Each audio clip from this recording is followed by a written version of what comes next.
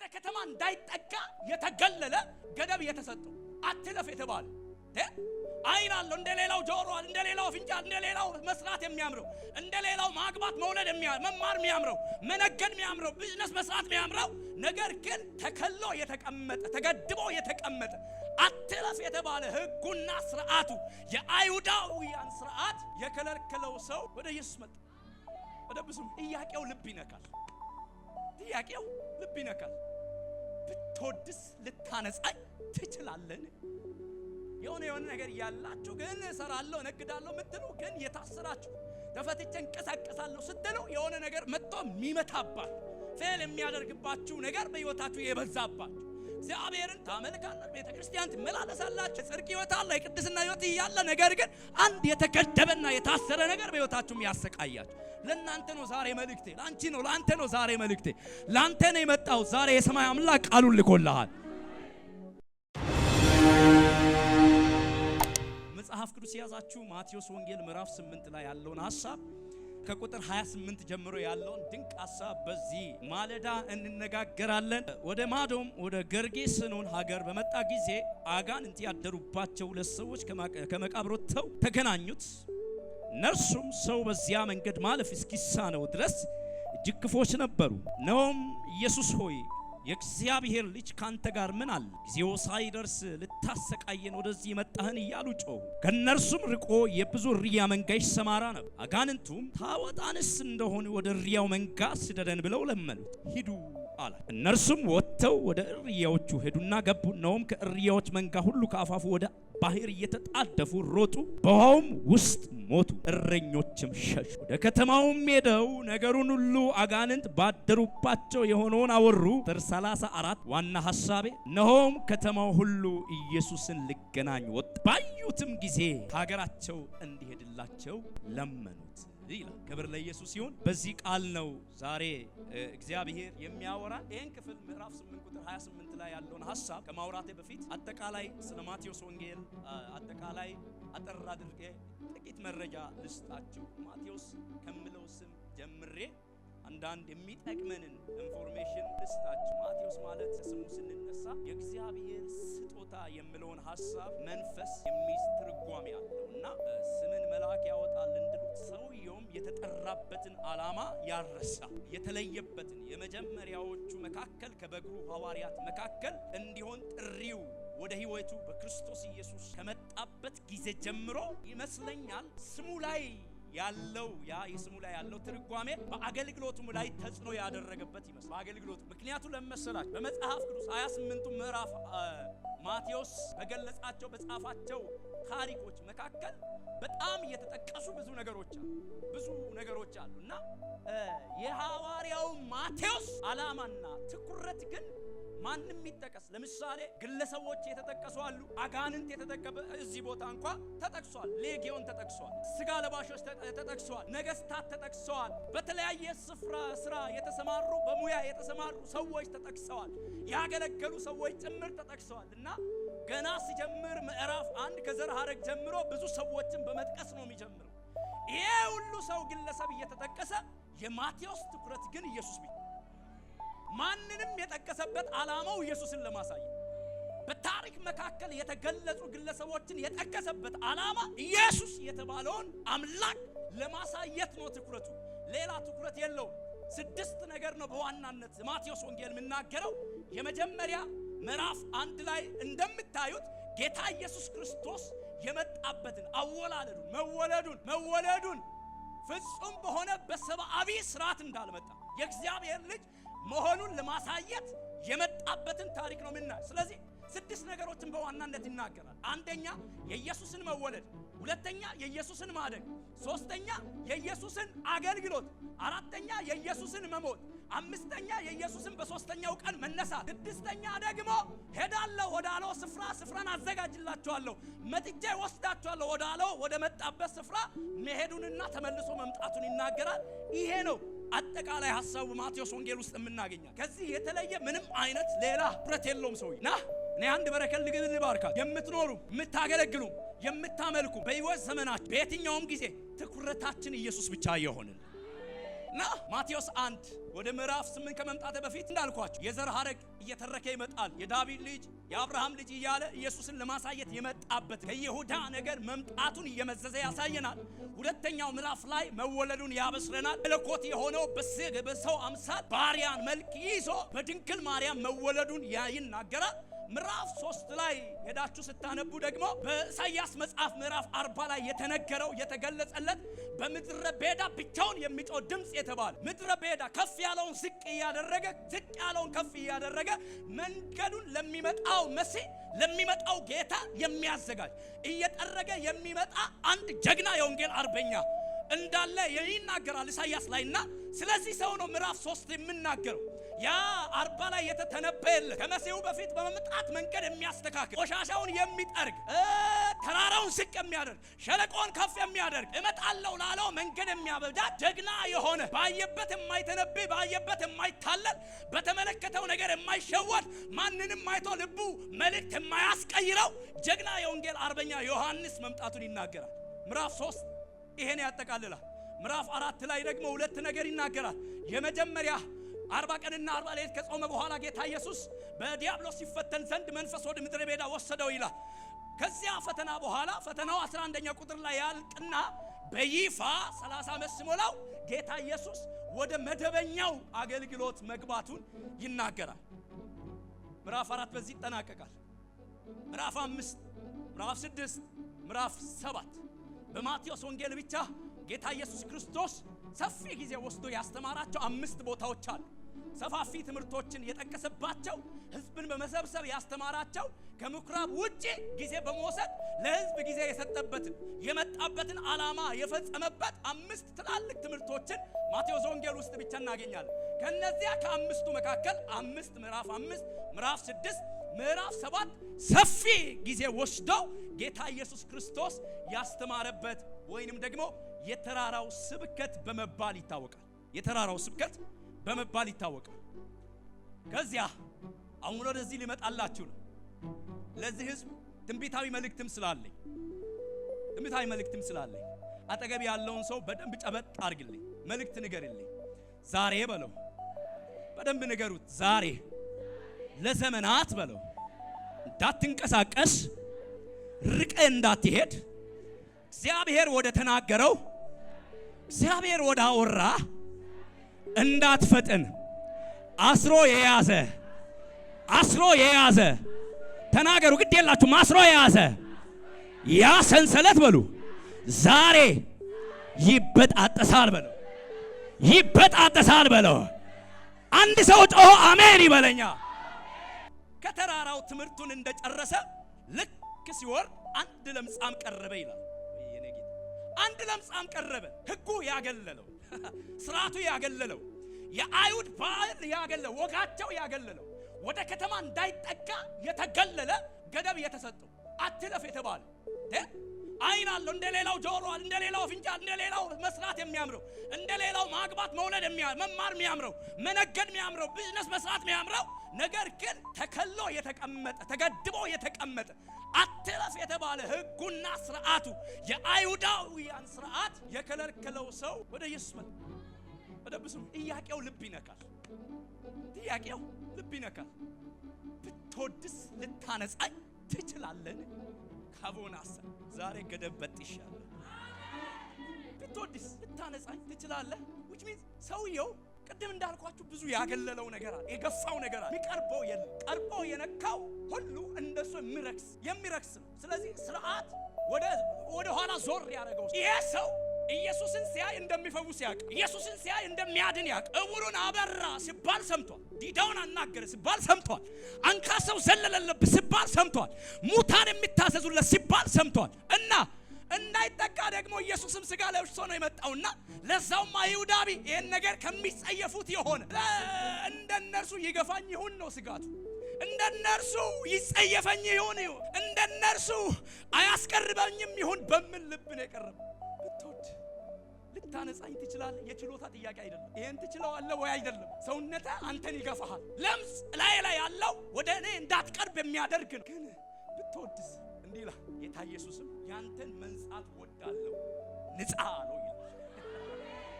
ህጉ እንደገፋ ስርዓቱ እንደገፋ ወጉ እንደገፋ አልገፋ ላንተ አይነቱን የመጣውት አሉ ባንተ አይነት ችግር ውስጥ ላለው ነው የመጣውት እና ዛሬ ትነጻለህ አሉ።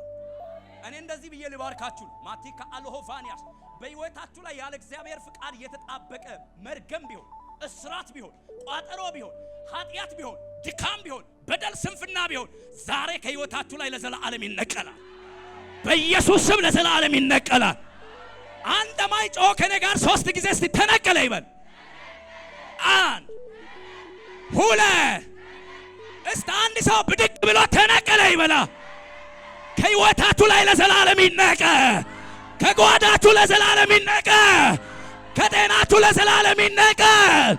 በኢየሱስ ስም ይነቀል። ምን ሆነ? ያንተን መፈወስ ይፈልገዋል ሰማይ። ያንቺን ነፃ መውጣት ሰማይ ይፈልገዋል። ያንተን መፈታት ሰማይ ይፈልገዋል። የናንተን መሄድ መጓዝ መሻገር ሰማይ ይፈልገዋል። ዛሬ ያለ እግዚአብሔር ይውቅና መጽሐፍ ሲናገር እንዲህ ይላል፣ የሰማዩ አባት ያልተከለው ተክል እርሱ ይነቀላል ይላል። ጤናችሁ ላይ የተቀመጠ በሽታ ቢሆን በኢየሱስ ስም ለዘላለም ይነቀላል። በኢየሱስ ስም ለዘላለም ይነቀላል። ልገኛው ሰው ሲፈወስ 100 አለቃው ቀረበ ይላል። 100 አለቃው ቀረበ፣ እባክህ ልጄን ፈውስልኝ አለው። ልጄን ፈውስልኝ። በነገራችን ላይ ልጁ አይደለም ባሪያው ነው። ከ7 ላይ አገልጋዩ ነው የሚለው እና አይሁዳዊ አይደለም። የሰው አይዛብ የሮም ሰው ነው። የሮም ሰው ሆኖ ለአገልጋዩ ጭምር የራራለት ልብ በጣም ይገርም። ለባሪያው በገንዘቡ ገዝቶ ለሚያሰራው ባሪያ የራራበት ልብ በጣም አስደንቅ። ስለዚህ ማርልኛ እንደው ሽማግሌ ሉቃስ ላይ አይሁድ ሽማግሌዎችን ላከበት ይላል ለልመና። አይሁድ ሽማግሌዎችን መጥቶ ልፈውስለት ይገባል እያሉ ጠየቁት ኢየሱስ። ለምን ምኩራባችንን ያሰራ ሰው ይሄ ሰው ለኛ መልካም ሮማዊ ሆኖ ለዛው ስልጣን ላይ ቁጭ ብሎ ሹመት ላይ ቁጭ ብሎ ግን ለቤተ ክርስቲያናችን የሚራራ ልብ ያለው ሰው እና ፈውስለት ብለው ለመኑት ይላል። ከዚያ ኢየሱስ ብድግ አለ። መጥቼ ፈውሰዋለሁ አለ። ቆዩ መጥቼ ፈውሰዋለሁ ስል 100 አለቃው ኖ አለ። አንተ በነጣሪያ ስር ልትገባ አይገባም። አከበረው ኢየሱስ። ከስልጣኑ በላይ አከበረው። ከወንበሩ በላይ አከበረው። ማንንም ሂድ ማለት የሚችል ና ማለት የሚችል ስልጣን ያለው ሰው ራሱ ይናገራል። ከኔ ስል 100 ሰዎች አሉ። አንደኛውን ሂድ ብለው ሮጦ የሚሄድ ና ስለው ሮጦ የሚመጣበት አቅም እጄ ላይ አለ። ማዘዝ ይችላል አለና ምን እያለ መሰላችሁ? አንተ ልክ እንደዛው ሰማይ የሰጠ አቅም አለ። ሰማይ የሰጠ ስልጣን አለ። ከመለኮት የተገለጥክበት አቅም አለ። እንደዛው እኔ ሌላውን ሂድ እንደምለው ና እንደምለው ፍጥረትን ማዘዝ ትችላለህ። እና ከእንደዚህ አይነት ሰው በነጣሪያ ስር እስኪገባ ድረስ አልጠብቅም። የአንደበቱ ቃል እንደሚሰራ አውቃለሁ። ቃል ብቻ ላክ ብላቴና ይፈወሳል። ቃል ብቻ። በጣም የሚገርም ነው። ኢየሱስም ይላል በሰውየው እምነት ተገረመ፣ ተደነቀ። ኢየሱስ 2 ቦታ ነው የተገረመው። 2 ቦታ። አንደኛው ይሄኛው ምዕራፍ ላይ፣ ሁለተኛ ማርቆስ 6:6 ላይ ሄዳችሁ ስታነቡ 2 ቦታ ናዝሬት ላይ። የመጀመሪያ በዚህ ሰው እምነትን የተገረመው፣ ሁለተኛ ወደ ናዝሬት ኢየሱስም ከነዚህ ቀናት በኋላ ወደ ገዛ ወገኖቹ መጣ ይላል። ወደ ተወለደበት አካባቢ መጣ። ልፈውስ አለና ብዙ ሽባ ተሰብስቧል፣ ታማሚ ተሰብስቧል። ልፈውስ አለና ግን እምነትን አጣ። እነሱ ባለማመናቸው ከተማይቱን ትቶ ወጣ ይላል። ባለማመናቸው ተገረመ ይላል። ስለዚህ ኢየሱስ በአንደኛው ሰው በአይዛቡ እምነት ባመነው ባለማመን ኢየሱስ ተደነቀ። ሀውማት ኢየሱስን ማመናችን ምን አይል እንደሚያስገርም እኔ እንደዚህ ብዬ ልባርካችሁ። ኢየሱስ ከተገረመባችሁ መኪና ገዝታችሁ ሳይሆን፣ ቤት ሰርታችሁ ሳይሆን፣ ልብስ ቀይራችሁ ሳይሆን፣ አግብታችሁ ሳይሆን፣ ሰውኛ ሰው የሚያደርገውን አድርጋችሁ ሳይሆን፣ ኢየሱስ ከተደነቀባችሁ በጸሎታችሁ ይገረምባችሁ። ኢየሱስ ከተገረመባችሁ በእምነታችሁ ይገረምባችሁ። በቅድስናችን ይገረምብን። በጽድቅ ሕይወታችን ኢየሱስ ይገረምብን።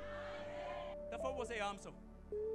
ብዙ ሰዎች ተሰብስበዋል እየተፈወሱ ከዛ ቀኑን ሙሉ እያገለገለ የነበረ ሰው ነው። እነ ጴጥሮስ አማት ቤት የለመደው ነገር አለ። ከተራራ ሲወርድ በዚህ አካባቢ ጎራ ብሎ ጎብኝቷቸው መጽሐፍ ቅዱስ ውስጥ አንዳንድ አካላት ኢየሱስ በአገልግሎቱ የሚጎበኛቸው ሰዎች አሉ።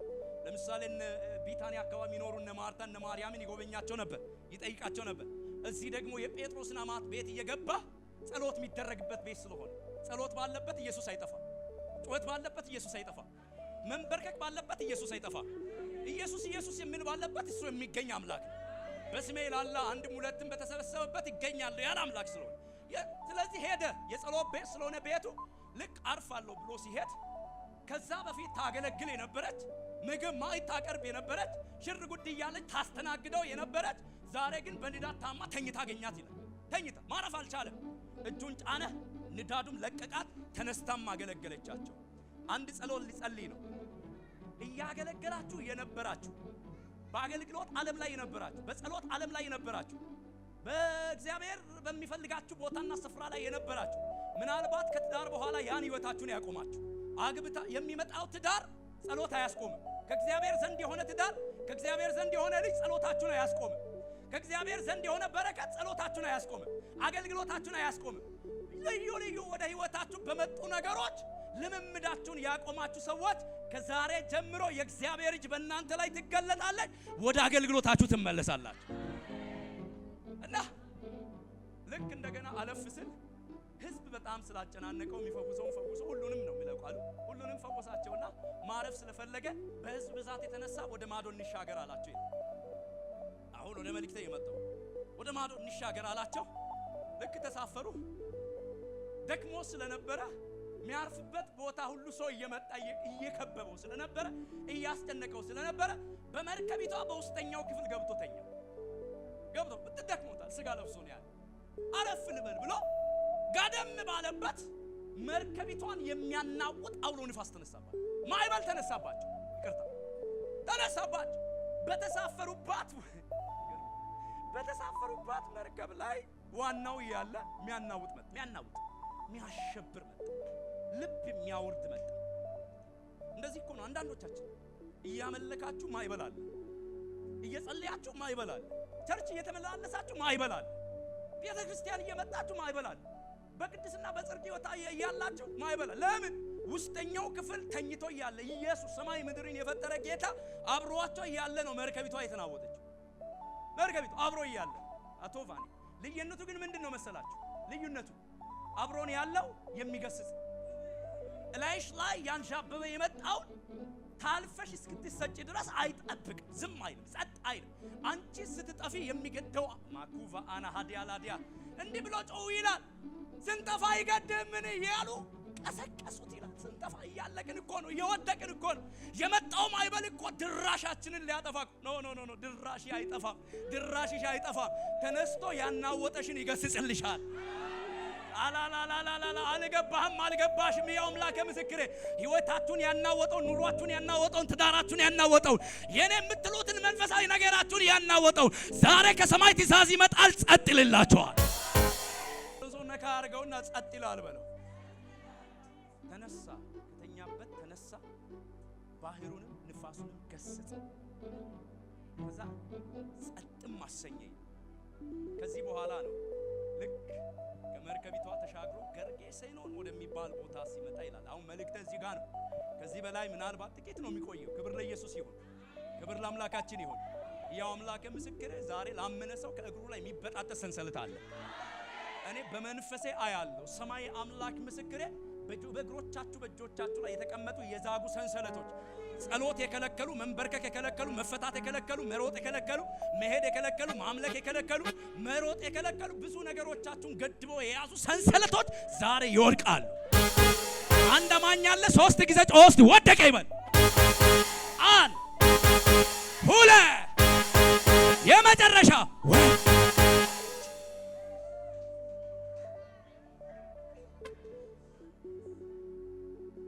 ህልማችሁ ይመለሳል ዛሬ። አሜን። ራእያችሁ ይመለሳል ዛሬ። የሚመለስ መንፈሳዊ ምርኮ አለ ዛሬ። ኦ ማይ ጋድ። ገርጌሴኖን ወደሚባል ሰፈር መጣ። ወደ ሰፈራችሁ ጌታ ይምጣ። አልችልም ብላችሁ ተስፋ ይቆረጣችሁ ሞክራችሁ መጸለይ መንበርከክ እየሞከራችሁ ጸሎት የዋሽታ የሆነባችሁ ቫኒያ ሳካ አዲሂላሃቫን ስትንበረከኩ ከዚህ በፊት ከተንበረከካችሁበት የማትነቃነቁ የእግዚአብሔርን ፊት በማለዳችሁ ትፈልጉ የነበራችሁ ትጮሁ የነበራችሁ ከእግዚአብሔር ጋር የነበራችሁ ያ ህብረት ያ አንድነት ዛሬ አልመጣ ብሎ ዋጋ የምትከፍሉ ጸሎት የትግል ህይወት የሆነባችሁ ያው አምላክ ምስክሬ ምክንያቱ ሰንሰለት ነው። ዛሬ ያ ሰንሰለት ይመታል። ያ ሰንሰለት ዛሬ ይወርቃል። እኔ በመንፈሴ የሆነ ትውልድ ያየው ነው። ከዛሬ ጀምሮ መንበርከክ የሚጀምር፣ ከዛሬ ጀምሮ ወደ አባቱ መጮ የሚጀምር፣ ከዛሬ ጀምሮ ወደ እግዚአብሔር ልመና የሚጀምር፣ ከዛሬ ጀምሮ ወደ እግዚአብሔር ጩኸት የሚጀምር፣ የጸሎት ሰማይ የሚከፈትለት አንድ ሰው ይታየኛል። የጸሎት ሰማይ የሚቀደድለት አንድ ሰው ይታየኛል። እኔ ነኝ የሚል ጮህ አሜን። አሁን በቃ ዋናው ክፍል ላይ ስለደረስኩ ጥቂት ብቻ ስለሚቆይ በደንብ እንድትሰሙ ይፈልጋል። ብዙ ነገር ጸጥ ያለ ሞከራችሁ በተለይ መንፈሳዊ ህይወት በተለይ ጸሎታችሁ በተለይ የማለዳ ልምምዳችሁ ያ ሰማይ የከበረበት እሷ ስትባል በጸሎት የምትታወቂ እሱ ሲባል ጸሎት መታወቂያ የሆነበት አሁን ግን ሞክረ ሳምሶንም ይላል እንደ ቀድሞ መስሎት ብድግ ስል ኃይሉ የለም። ልክ እንደ ቀድሞ መስሏችሁ ብድግ ስትለው ያ የምታውቁት ኃይል የከዳችሁ ሰው አሎፋ ያሻ አብርሃላ መጣ። አካባቢው በዘመናዊ ቋንቋ አደገኛ አጥር በሚባለው የታጠረ አካባቢ ነው። ለምን ማንም ማለፍ እስኪሳነው ድረስ በዚያ ሰፈር የሚያልፍ ስለሌለ እብድ ሌጊዮን የተባሉ መናፍስቶች አለቃ ያደረበት 6000 ጭፍራ ህይወቱ ላይ ነክሶበት ያለ ሰው በዚያ ራሱን የሚቆራርጥ በሰንሰለት የሚታሰር የእግር ብረት ማስቆም ያልቻለ እጁ ላይ ሰንሰለት ያላስቆም እየበጣጠሰ እየሰባበረ የወደደውን የፈለገውን የሚያል መንግስትም ይመስለኛል ተቸግሮ በዚህ አካባቢ አልፎ በህይወቱ በጤናው ላይ የሆነ ነገር የሚደርስበት መንግስት ተጠያቂ አይሆንም ብሎ ያጠረው ይመስለኛል። ለምን ስፍራው አደገኛ ነው። አንድ ሰው አለ እዛ አካባቢ፣ አንድ ሰው አቅም ያለው ጉልበት ያለው የታሰረ ዕውቀት ያለው የታሰረ ነግራቸዋለሁ። በኋላ እንደምል ቃል ታገኛላችሁ። ከተፈታ በኋላ ሰውየውም ሄዶ 10 በሚባሉ ከተሞች ላይ ስለሱ መሰከር የሚል ቃል ታገኛለህ። የመናገር የመመስከር የመስበክ አቅም ያለው የታሰረ ሰው ስለሱ መመስከር የሚችል ብቃት ይዞ የታሰረ የተገደበ የተያዘ አትለፍ የተባለ ሰይጣን ገድቦ የሚያስጨንቀው ሰይጣን ከልሎ የሚያስጨንቀው ብዙ ነገር ያበላሸበት ብዙ ሰዎች አላችሁ እዚህ መካከል የሆነ ነገር ያላችሁ ግን እሰራለሁ ነግዳለሁ ምትሉ ግን የታሰራችሁ ተፈትቼ እንቀሳቀሳለሁ ስትሉ የሆነ ነገር መጥቶ የሚመታባችሁ ፌል የሚያደርግባችሁ ነገር በህይወታችሁ የበዛባችሁ እግዚአብሔርን ታመልካላችሁ፣ ቤተክርስቲያን ትመላለሳላችሁ፣ የጽድቅ ህይወት አለ፣ የቅድስና ህይወት ያለ ነገር ግን አንድ የተገደበና የታሰረ ነገር በህይወታችሁም ያሰቃያችሁ ለእናንተ ነው ዛሬ መልእክቴ። ላንቺ ነው ላንተ ነው ዛሬ መልእክቴ። ላንተ ነው የመጣው ዛሬ የሰማይ አምላክ ቃሉን ልኮልሃል እና ተገድበው ያለ አገልግሎታችንን የገደበ አንድ ስፍራ ያስቀምጥ፣ አንድ ቦታ ከዚህ አትለፍ ያለ ከዚህ ማለፍ አትችልም ብሎ ያሰረ እና የተቀመጠ ሰው እንደፈለገም ይሁን እንደወደደ የሚያደርግ ምንም አላስቆመው።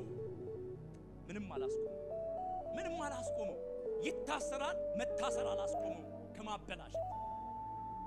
ደግሞ ያስሩታል፣ እግሩ እጁ ይታሰራል፣ ደግሞም የታሰረበት እስራት አያስቆመው ከማጥፋት። እንደ አይነት ሰዎች መልካም አደረኩ ስትሉ ነገር የሚበላሽባችሁ፣ ጥሩ አድርጊያለሁ ስትሉ ነገር የሚበላሽባችሁ፣ ይሄ ነገር ተር ነው ብላችሁ ያደረጋችሁ ደግ ነው ያለ ብላችሁ ያደረጋችሁት ነገር ወደ ሌላ መልኩን የሚለውጥባችሁ መጽሐፍ ቅዱስ ኢሳይያስ ምዕራፍ 27 ላይ እንደሚል ቃል ታገኛላችሁ። በዚያ ቀን እግዚአብሔር ፈጣኑን እባብ ሌባታ በጠንካራ በኃይለኛ በብርቱ ሰይፍ ይቀጣዋል፣ በባህርም ውስጥ ያለውን ዘንዶ ይገለዋል ይላል። ዛሬ ነገራችሁን እንደዚህ እየፈጠነ እየወጣ ያበላሸባችሁ ዘንዶ አንገቱ ይታረዳል። በኢየሱስም አንገቱ ይታረዳል። ወደዚህ ማንም ወደማይመጣበት ወደማይገባበት ኢየሱስ መጣ።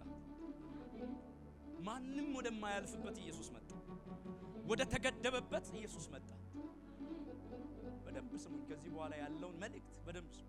አጋንንትም ኢየሱስን ሲያይ ጊዜው ሳይደርስ ልታሰቃየን መጣህን ብሎ ተንበረከከ። ጊዜው ሳይደርስ ምን ማለት መሰላችሁ? ሰውየው ላይ ያለኝን ሚሽን አልጨረስኩም። በሱ ላይ ያለኝን ስራ አልጨረስኩም። ብዙ ስራ አለብኝ። አሁን ብዙ ነገር አበላሽቻለሁ፣ ማጠፋው አለ።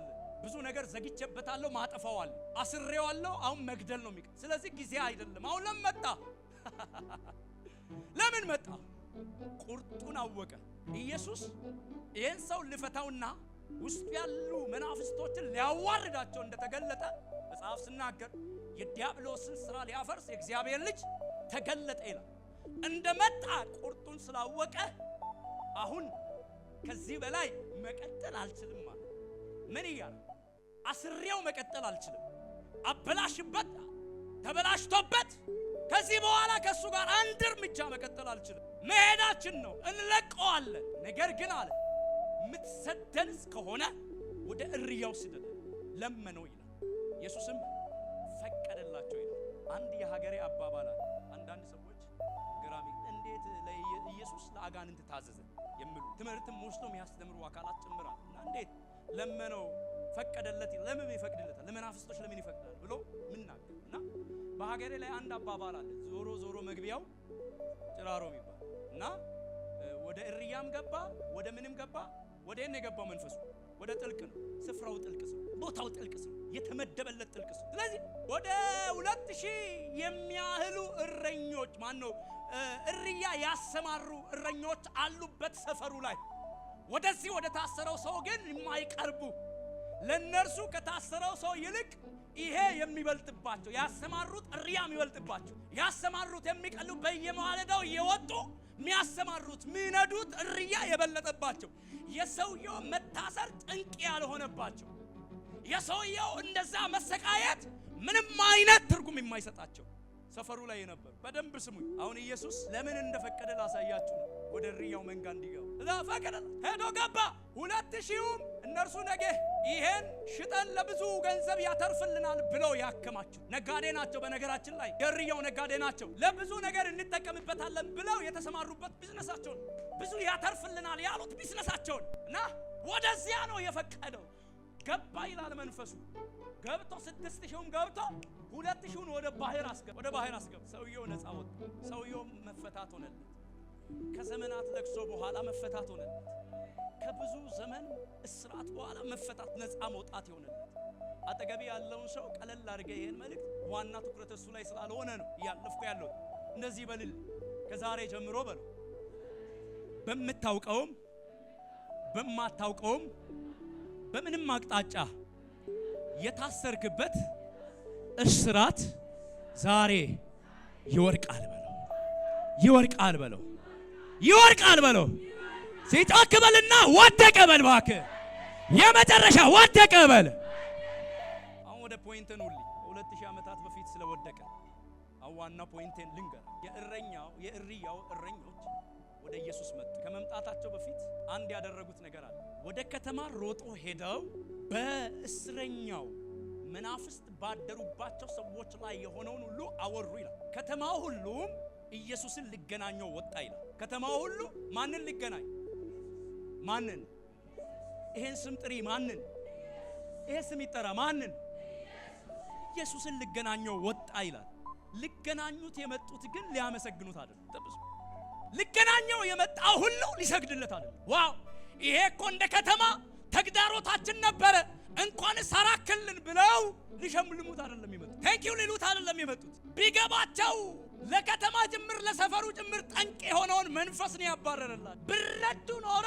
ከያዙት ያ እጃቸው ላይ ገንዘብ ብለው ከያዙት ይልቅ ይሄ ሰው መፈታቱ ትልቅ ዋጋ አለው መተው ግን እንዲህ አሉት ከከተማችን ሂድልን ውጣል ልክ የዛሬዋ ቤተክርስቲያን አንዳንዶች ኢየሱስን ከቤተ መቅደስ እንዳስወጡት ውጣልን ብለው እኮ አይደለም የዛሬዋ ያስወጡ እነዛ እንኳን በግልጽ ነው ሂድልን ያሉት ጌታ ይባርካቸው እንደው ስለ ግልጽነታቸው ኢየሱስን እየሰበኩ ግን ስሙን ይካሉ ኢየሱስን እየሰበኩ ግን ቤቱን የወንበዴ ዋሻ ያደረጉ ኢየሱስን እየሰበኩ ስሙን እየጠሩ ግን ቤቱን የንግድ ማዕከል ያደረጉ የንግድ ማዕከል ኢየሱስ ይወጣባቸው ማቴዎስ 24 ላይ በጣም የሚፈራው አንድ ቃል አለ ኢየሱስም ከቤተ መቅደስ ወጥቶ ሄደ የሚል ቃል ቁጥር 1 ላይ ታስተውሳላችሁ በ12 ዓመቱ ቤተ መቅደስ ውስጥ ከትላላቆች ጋር ጥያቄ ሲጠይቅ ሲመልስ ምናምን ሲደነቁበት አባቱና እናቱ ረስቶ 3 ቀን መንገድ ከሄዱ በኋላ ተመልሶ ሲመጡ ለምን እኔና አባት እየተጨነቅን ለምን ጠፋብን ስሉ ለምን ትጨነቃላችሁ በአባቴ ቤት ይሆን ዘንድ እንደሚገባኝ አታውቁም ምን ያለ ኢየሱስ ከቤተ መቅደስ ወጥቶ ሄደ ወጣል ለምን ቤተ መቅደሱ ሌላው ነው አላ ቤተ መቅደሱ ውጣልን ተብሏል በአንደበት ባይሉ በንግግር ባይባልም በህይወት ግን እየተባለ ነው ውጣልን መቀመጫ የለው ዛሬ እኮ ብዙ ጴንጤ ልብ ውስጥ ኢየሱስ ቦታ የለው በደንብ ስሙ ብዙ ጴንጤ ማምለክ አለ ስግደት አለ፣ ኮንፈረንስ አለ በተባለበት ሁሉ እንሳተፋል አለ። ጌታ ይባረክ። እንደው አንዷ አሉ ብዙ ጊዜ የቆምኩበት ሁሉ ምናገር አንዷ መስቀል አደባባይ ኮንፈረንስ አለ በተባለበት ቁጥር ሁሉ ትሄዳለች አሉ። መስቀል ማንም መጥቶ ያዘጋጅ ሮጣ የምትገኘው እሷ ናትና አንድ ቀን አንድ ቸርች ሄደች። አንድ ቸርች ልታጸልይ ሄደች። ፓስተር ጋር ልታጸልይ ሄዳ እዛ ከመጸለዩ በፊት እየተዋወቀ ያው መጋቢዎች እንደሚያደርጉት እንዴት ነሽ ማነሽ ስሟን ነገረ። የት ነው የምታመልኪው ተብላ ስትጠየቅ መስቀል አደባባይ አለች። እና ያው የሷ አምልኮ ቦታ መስቀል አደባባይ ነው። ኢየሱስ ቦታ የለውም። አንዳንድ ልብ ውስጥ ስፍራ የለው። ብልጭልጩ ነው ቦታ ያገኘው። ቴክኖሎጂ ነው ቦታ ያገኘው። ስልክ እኮ የጸሎት ጊዜያችንን በላ። ቲክታክ እኮ የጸሎት ጊዜያችንን በላ። ሶሻል ሚዲያ የጸሎት ጊዜያችንን በላ። ትላንትና ለመንፈሳዊ ነገሮች የምንሰጣቸው ቦታዎች ዛሬ የሉም። ለጸሎት የሉም፣ ለአምልኮ የሉም። ቤታችን ውስጥ ቤተሰብ ሰብስበን የምናደርገው አምልኮ ፈረሰ። መሰውያው ፈረሰ፣ የለም። ዛሬ እሁድ ሲመጣ ብቻ መጽሐፍ ቅዱሳችን 7ቱን ቀን አቧራ ከጠጣበት አራክፈን እንመጣለን። በጨርቅ በሶፍት ጠራርገን እንመጣለን። 6ቱ ቀን አቧራ ይጠጣል። ማን አባቱ ከዛ ስንታመም ነብይ ጋር እንደውላለን። ችግር የለብንም። አገልጋይ ጋር እንደውላለን። እግዚአብሔር ሰው እንዲሆንኩ ይላል። ከዛ ትንቢት ይመጣል። እኔ ውድቀት ላይ ነኝ፣ እኔ ሽንፈት ላይ ነኝ፣ እኔ ድካም ላይ ነኝ። ትንቢቱ ግን አላነሰ። እዚህ ያ የሚሆነው ነገር ሁሉ እየወጣው እየመሰለ ያደኩ ያለው እየመሰለ ማንንም የቆመ ቢመስለው እሱ እንዳይወርቅ ይጠንቀቅ ይላል መጽሐፍ። እና የለውም እኔ ለዚህ ነው ውጣልን አሉት። ውጣልን አንፈልግም። ይሄ ሰፈሩ የቢዝነስ ኤሪያ ነው አሉት። ይሄ ሰፈሩ እርያ ያሰማራል። ወደ ንግድ ወደ ገንዘብ ምንቀይር ብዙ ቢዝነስ ነው ያበላሸብን፣ ብዙ ገንዘብ ነው ያጠፋብን። ስለዚህ ውጣልና ተሰብስበው ኢየሱስን ከከተማ ወጡት። እዛ ከተማ ግን አንድ ጀግና ሰው አገኘ። እነርሱ ውጣልን ሲሉ አንድ ግን ታስሮ የነበረውን ፈቶ አንድ በሌላ ዓለም የነበረውን ሰይጣን አሰቃይቶት የነበረውን ፈቶ ላከው። 10 ወደሚባሉ ከተሞች ወደ ሰማሪያ ከተሞች ላከው። ምን አድርጎ? ስለሱ ተናጋር አድርጎ ላከው። ስለዚህ የመልእክት ርዕስ ከእረኛው እርያ ይብለጥ። በጎቹ እረኛ እርያው አይብለጥ። ገንዘብ አይብለጥ፣ ትዳር አይብለጥ፣ ልጅ አይብለጥ፣ ገንዘብ አይብለጥባት፣ ንብረት አይብለጥባት። ካዳነሽ ካስመለጥ አዋራዬን ጠርጎ ሰው ካረገኝ አውቀዋለሁ። ብብተ ስር ጫት ጭኜ ነበር የሚጓዝ የነበረው በየመንገድ አውቀዋለሁ ከየት እንደው። ስለዚህ እረኛው ሰው ያደረገሽ እረኛ፣ ታሪክሽን የቀየረ እረኛ፣ ማንም ወደማይመጣበት አልፎ መጥቶ የታደገሽ እረኛ። ያለንበት እኮ አባት አልመጣም፣ እናት አልመጣች፣ ያለንበት ዘመድ አልመጣ፣ ያለንበት ማንም መጥቶ አላወጣን። እስካለንበት መጥቶ ግን ታሪካችንን የቀየረ፣ ስማችንን የቀየረ፣ አድራሻችንን የቀየረ እሱ ይበልጥብናል። አሜን፣ አሜን፣ አሜን፣ አሜን፣ አሜን። በሕይወታችን እሱ ይበልጥ።